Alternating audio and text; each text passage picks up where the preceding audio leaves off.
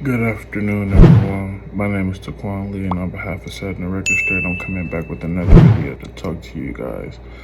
Well, more so not talk to you guys, but react to a video that I had with the self-proclaimed 32nd degree Freemason. Here I can, because I have the Richardson Duckinson Freemasonry, so I know the oaths and the different rituals that are preceded within going into this. And I am a 32nd degree Mason. Now, he showed me no certification or any documents showing that, but I'm just going off simply his word. And if that is the truth, we have an opportunity here to break down what was talked about within the 3 hour conversation that me and the Shinema had. Now, we didn't talk too much about masonry or go into like any of his background with it and everything of that sort, because he's a 32nd degree, so clearly he's been doing this for a really long time. But yeah, I just want to show you a few clips from it, breaking it down, talking about it a little bit. And then later on, I'm going to have a video, because I'm going to break this down in little bitty clips and do like a part 1, part 2, part 3 type thing, because like I said, it's 3 hours and no one's going to sit back and watch that long of a reaction video. So reason why I'm breaking it down into bits and parts. But point I'm getting at is this clip is going to talk about like us talking about the occult and stuff like that and everything, and masonry a little bit and symbols. In the next video that's coming, we're going to be talking about stuff with contradictions in the Bible, talk about Jesus and stuff like that. But let's get into the clip.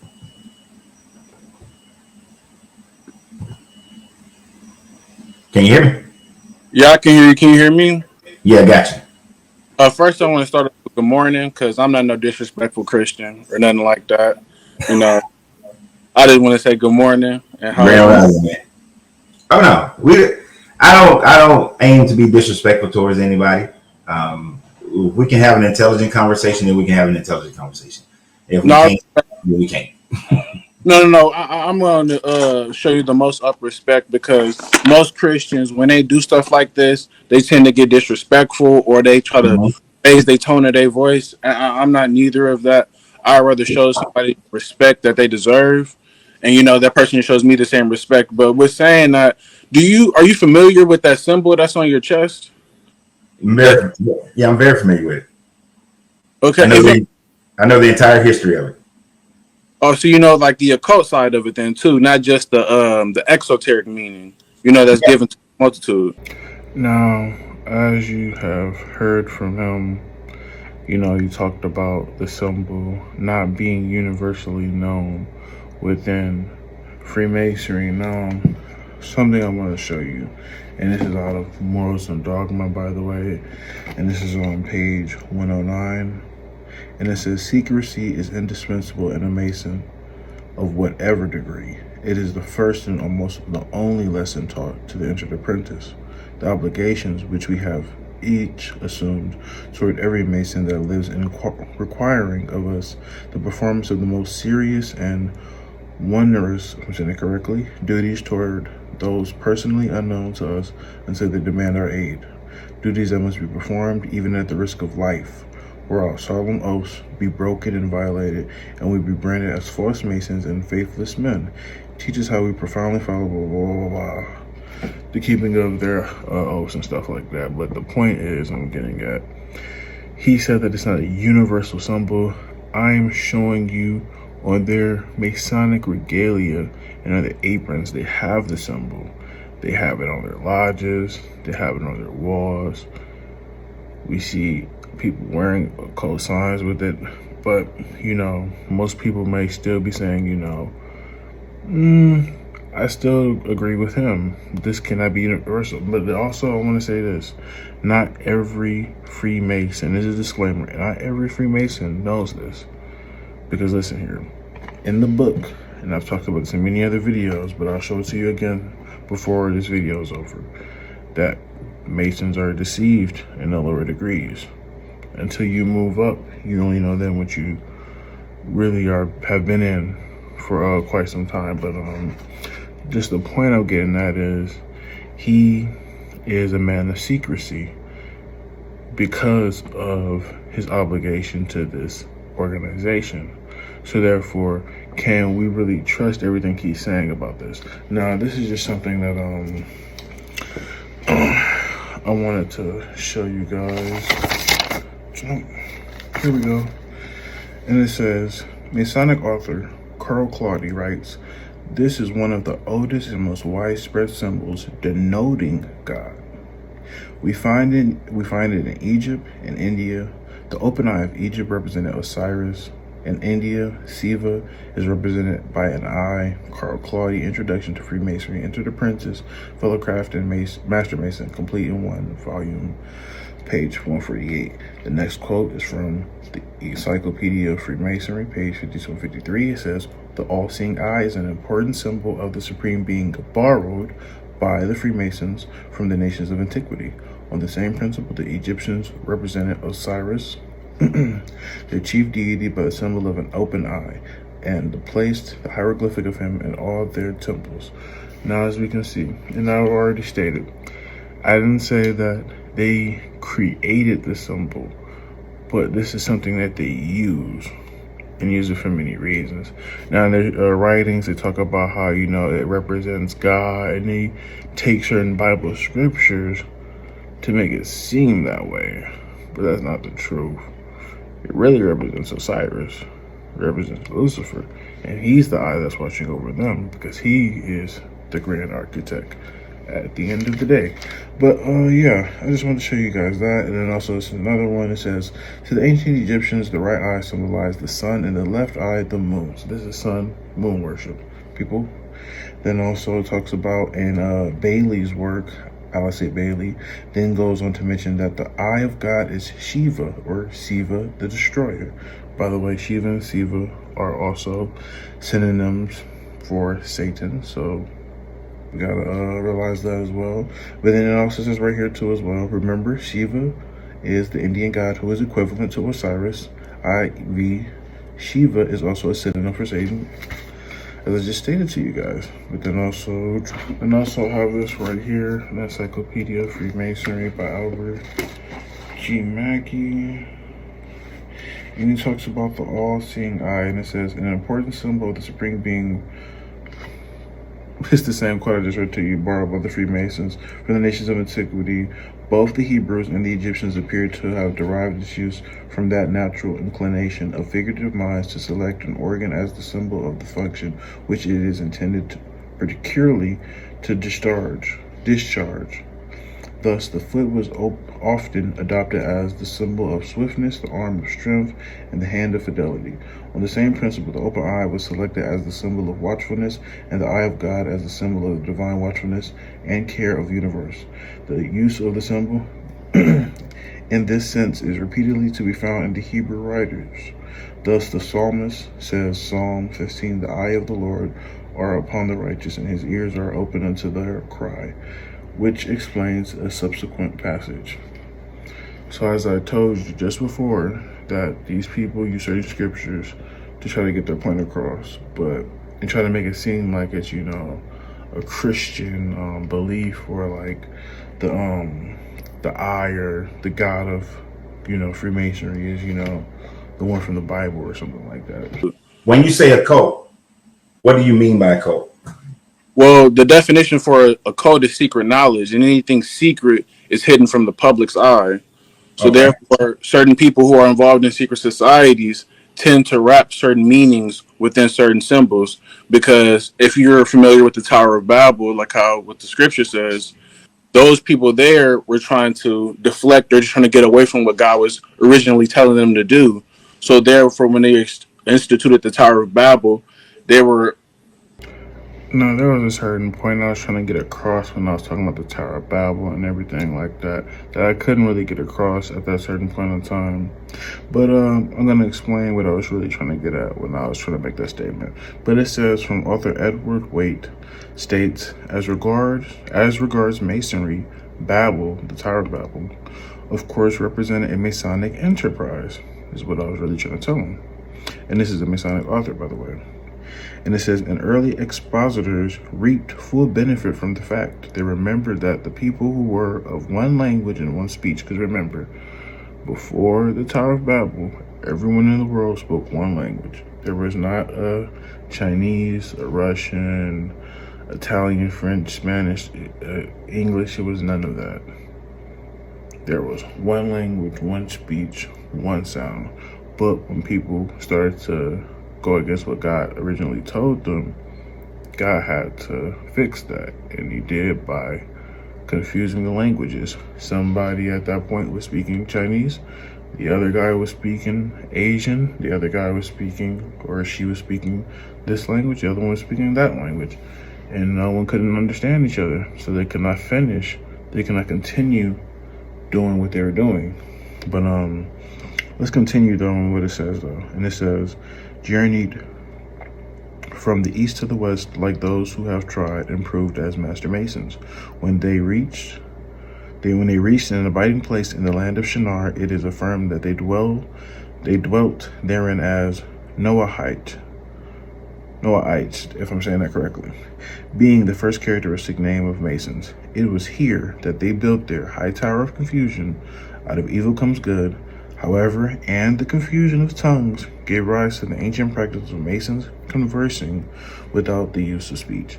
Now that's basically what I was trying to get at, people, is that out of the Tower of Babel came Masonry, because in Masonry, they don't communicate with words, they communicate with signs, symbols, and certain hand gestures. And these people, when they could not communicate with one language anymore to each other, and they saw that, hey, if we keep doing this, all God is going to do is counteract it.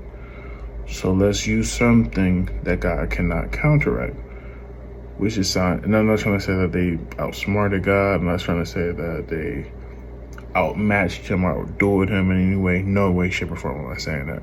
But these people are trying to, they're deceitful. They're like the father of the devil.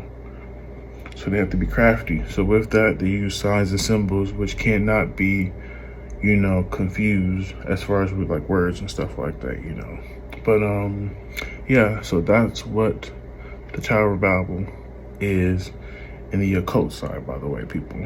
But let's get back into the reaction video. The Tower of Babel, when they instituted it, it was much corruption and Masonic stuff going on there. So therefore, when they couldn't interpret things or they couldn't speak in the one language that the Bible says, then they started using like certain signs and symbols. And if you look at Jansenism or Janism, if I'm saying the religion correctly, they use that symbol. The Catholic Church uses the same symbol that you have on you. Yeah. The Islamic faith uses the same symbol that you use. Freemasons use the same symbol you use. The Egyptians use the Hold same. on. Wait. So now you're going into areas and speaking on things that are conspiracy theorists. Now he said conspiracy theories and all this other stuff. People, if you haven't been watching my videos already, anything I brought you has had a claim, but then also brought evidence to back that up. With saying that, let's go into this next book that I have. And it is The Arcana of Freemasonry, and it is a history of Masonic symbolism. So, and it's by Albert Churchward, 33rd degree Freemason, by the way. So, he has a lot of symbols that he talks about in this book, and he breaks it all down. So let's go into what this book says, people. And it says this on page 109. One combination formed of these two triangles is that with the all-seeing eye in the century. This form is an ideographic symbol for Horus, as god of the pole star north and south, having the all-seeing eye. This originated with these two old stellar code people at the equatorial provinces. The two pole stars could be seen resting on the horizon, and these were symbolized in one form as two eyes called Merti, if I'm saying it correctly.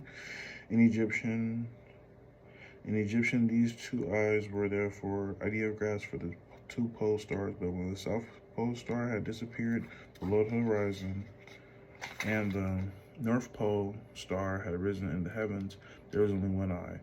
The North Pole star had figuratively absorbed the South, and this North Pole star became a symbol of symbol or type of the eternal, because apparently it never changed with time. It was the earliest type of supreme intelligence which gave the law, which was unerring, just and true. It was also a type of symbol for the great judge or just one.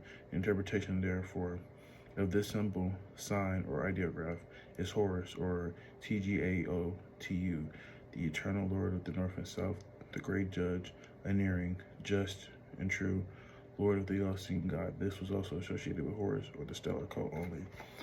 Now, I apologize if the sound was bad for that and I was reading low. I was kind of reading fast, but to summarize that, if you guys didn't hear me good enough, the point I was getting at is, if you pay attention to the last part that I read, where it says, is Horus, or TGAOTU, the eternal Lord of the North and South, the great judge, unerring, just and true, Lord of the all-seeing God. Now, certain names that are being used here could be applied to Jesus Christ, like the great judge, because he's going to judge. He's judging everyone. In my religion, Seventh-day Adventists, we believe we're at an investigative judgment right now, and Jesus is taking names, and he's either you're being marked down in the book of life or you're being marked down in the book of damnation, pretty much. But yeah, I believe that he is the great judge. I believe he's unerring. I believe he is just, and I believe he is true, and I believe he to be Lord. So, you see within paganism certain names being applied to other people that really are applied to Jesus Christ. So as we can see as Christians, the devil has already he had a plan set up before Jesus was ever born to, corrupt the true doctrine and what the true meaning of, everything that the Father and the Son was trying to put in place, because God already had a plan in place before things already had hit the fan, and the devil, he is an intelligent being. So with him knowing about certain things and even knowing the scriptures, he had himself to prepare a plan to be able to counteract what God, the Father, and the Son were trying to do. So he already had set up false messiahs. He already had set up false prophecies and everything in place where people could be deceived by that, or people could be drawn away from the truth. But yeah, I just wanted to show you guys that from that book real quick, just to show you that that symbol represents Horus. And by the way, he is a pagan deity, so it's nothing conspiracy theory about that, sir. I'm just stating the facts. He's a pagan deity, and most people try to compare him to Jesus Christ, but you really can't. And you've tried at some other points, and it's false. But let's get into the next clip. Are you sure about No, that? Because I have Freemason. actually correct. I can tell you without a shadow of a doubt, this symbol is not used in masonry at no point, no level. I can show you that, because for me, I have Freemason books. I have family members. My great-grandfather was a 33rd degree, the highest degree you can get within Freemasonry. I have cousins and uncles, dead or Actually, alive. 33rd degree is not the highest degree you can get in masonry. But I'm just saying, I studied Masonry and I studied the occult, so it's not like I'm speaking off of. I watch videos and I'm just going off of what he say, she say. I'm going off of the actual true knowledge of what the books say, and what these people say, because Manly P. Hall was a 33rd degree Freemason of the century during his time, so his word is valid during, and in the occult. Or you got to look at Albert Pike. He was a Kabbalist. What he talks about is valid. So I'm Okay, just this symbol wasn't. I'm just saying. This symbol predates masonry. I know. I'm saying I never said that it didn't. And it's not used in masonry. This is not a general symbol that's used in masonry. Now, could there have been lodges that use this symbol? That's possible. I'm not disagreeing with that. But as a universal symbol in masonry, this is not a universal symbol in masonry. Okay, so do you know what they say about the symbol, though? How it's supposed to keep away, evilness and all this other stuff. And then after that, some people even believe that, that symbol is associated with Horus. It's the Eye of Horus. Yeah, never had this been associated with this. Okay, so this symbol, let's break it down. This symbol was a talisman, magical talisman in its original creation, that you're right. If people had evil intentions or evil thoughts about you, this was supposed to ward off those thoughts. Now, when in medieval Christianity, it was used as a symbol, not just by the Catholic, but even by the Protestants. This was a symbol that was used in order to help for fertility and to help prevent what we today call crib death. So this was used as a magical talisman. Now, as we can see from the writings and information that I've brought to you guys, they borrow the symbol and they use the symbol. And I've shown you that you can see, their lodges. You can see it used on certain book covers.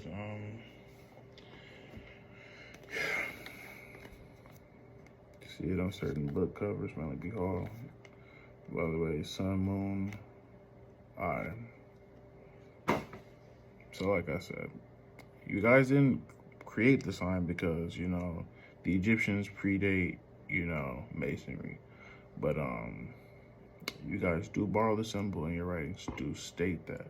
But yeah, I just wanted to show you guys that and everything of that sort. Don't want to make the video too long, but I do want to make it wide enough where we can get this point across. Now, we are at a part where I just want to talk about a certain comment that he made, especially about being a 32nd degree Freemason and all, he talked about this person named Lil and Inky and everything of that sort. Now, don't quote me because I'm not too big on that, but I'm going to assume at the moment that Lil is supposed to be Jesus and Inky is Lucifer in the story.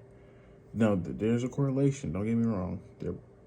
I don't know if it's Inky that's Jesus or if it's Lil. But the point is, these are two brothers and everything of that sort, and it's a certain view about them, and he brings it up. As far as Satan, the Satan is a Sumerian word. Sumerian is not a Semitic language. The only conversion from Sumerian to a Semitic language was into the Akkadian.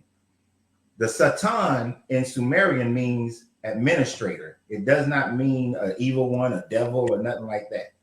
Enlil, who also is El, was the Satan of Earth.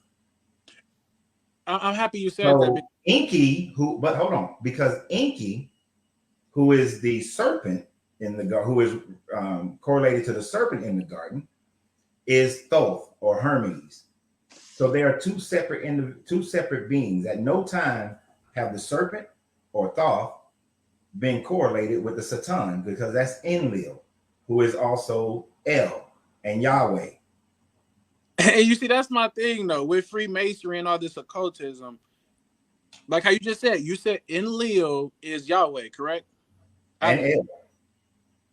So yeah. He's the bad guy. Enlil is the bad guy, and Inky is the good guy. Because I learned this also from Billy Carson. Enlil is the bad guy, and Inky is most of the time the good guy. Sometimes Inky does some jacked up stuff. So Enlil, i.e. Jesus, i.e. Adonai, i.e. Yahweh, he's the bad guy within the scenario, correct? Yep. How is this so? Most of the time.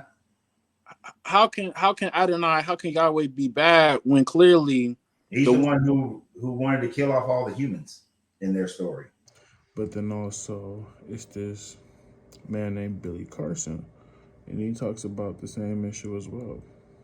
In the modern day Bible, Enlil is Yahweh. Enlil is the one, if you read the Epic of Gilgamesh and a lot of these other ancient tablets, that's killing off humans by the thousands and tens of thousands because they're just making too much noise. We're talking about a very evil person, an evil person that ruled over this planet for quite some time. Now, you know what's funny about this? And he's going to say it's a conspiracy theory, but it's not, because it's not coincidence that it all aligns together.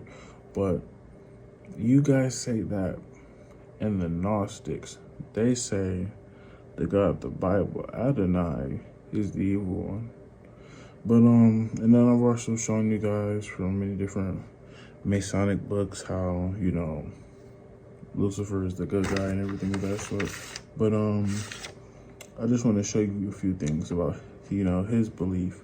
Or maybe he doesn't believe in Masonry, but I'm just want to show you about the organization that he's backed up by versus the organization or agency or belief that I'm backed by. But this is what it says in a Masonic book, and it says, therefore, Masonry teaches that redemption and salvation are both the power and the responsibility of the individual Mason. Saviors like Hiram Abiff can and do show the way, but men must always follow and demonstrate each for himself his power to save himself, to build his own spiritual fabric in his own time and way. Every man, in essence, is his own savior and redeemer, for if he does not save himself, he will not be saved. And this is Lynn Perkins, The Meaning of Masonry, page 95. I stated in many other videos, so I'm not going to say it again, but I'm just going to say that Jesus is the Savior and the Redeemer, point blank, period. Then also I talked about earlier how I want to show you how there's a certain group being misled within Freemasonry. And it says, are Masonic initiates misled? The blue degrees are but the outer court or portico of the temple. Part of the symbols are displayed there to the initiate, but he intentionally is misled by false interpretations. It is not intended that he should understand them, but it is intended that he should imagine he understands them. Their true explication is reserved for the adepts, the princes of Masonry. The whole body of the Royal and Sacerdotal Act was hidden so carefully centuries since at the high degrees. Moore's Dogma, page 819. So, as we can see, you guys are being deceived. Now, he may not feel like he's being deceived because he's in the 32nd degree. When you're at the 31st, 32nd, 33rd, you find out who you truly worship. So that's probably how you find out the information about Lil Lanky. But, I just wanted to bring that up. But, let's see what Masonry says about the serpent. Now, we all know that the serpent in the Bible was Satan, because he came to Eve as a serpent. Now, this is what they say about the serpent. The serpent is the symbol and the prototype of the universal Savior who redeems the worlds by giving creation the knowledge of itself and the realization of good and evil. Who was the one who did that? So as we can see, and this is also in Manly P. Hall, 30th degree Freemason, The Secret Teachings of All Ages. And also in another book by J.D. Buck, a Mystic Masonry, who's another Freemason, he says in his book, it is far more important that men should strive to become Christ than that they should believe that Jesus was Christ. And I rather believe, sir. I don't need to become him, because it's impossible, by the way. But like I said, I have other quotes from here that I could show you. I'll just read another one from J.D. Buck, and he says this: the perfect man is Christ, and Christ is God. This is the birthright and destiny of every human soul, to become Christ.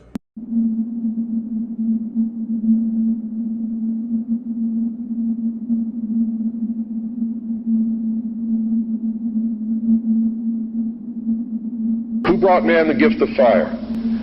Prometheus. Who was Prometheus? Lucifer. What was the gift of fire? Knowledge, intellect. Through the use of intellect, man will conquer the earth, will conquer nature, and will himself become God. It's taught in every Masonic temple in this land. Every secret brotherhood, every secret society, every mystical temple, every occult organization teaches the Luciferian philosophy. Did you just say that you are Lucifer? I am Lucifer. Okay, define Lucifer for me. Pure, virtuous, wholesome, innocent individual that's out to help people. Lucifer is? Yeah. Now, is he the Lucifer that God created? That's the same one. See, this is what a Mason confesses, is that Lucifer is light. That's what a Mason confesses, is that Lucifer is light. This is what they teach in the lodges, that if you perfect yourself as the temple of the God within and become Christed, you've all heard this in the New Age movement, you too can become God. So as we can see, people, I don't want to hear nothing about how Masons don't worship the devil, they don't worship Lucifer, however you want to put it, whichever words you want to use. And I've shown how in many other books how they specifically said not to use that name in the lodges, banned you from using the word the devil. But Lucifer is okay. But yeah, that's all I have for you guys. I don't want to make this video too long and stretch it out too wide, but the point I'm getting at is this man talks about conspiracy theories. He talks about stuff being a lie or made up, but as we can see from his books, they are told to lie in the very beginning of their journey. So therefore, how can a man like that be trusted as far as when it comes to being doctrine being told, when it comes as far as being the truth? Because last time I checked, Jesus says, I'm the way, the truth, and the life. And he also says, I hide nothing. I don't teach in secret at all. But just let me show you something real quick before we leave off, actually. It says this on page 106 in this book, by the way. Words fail when attempting to speak of Jesus Christ, the founder of Christianity. His birth, life, and death are known to all. His teaching was public and accessible to the humblest. Public and accessible. Occult knowledge, from what I told him, is that it is secret knowledge. Jesus said nothing about me is secret, and it's public and accessible to everybody, not initiates.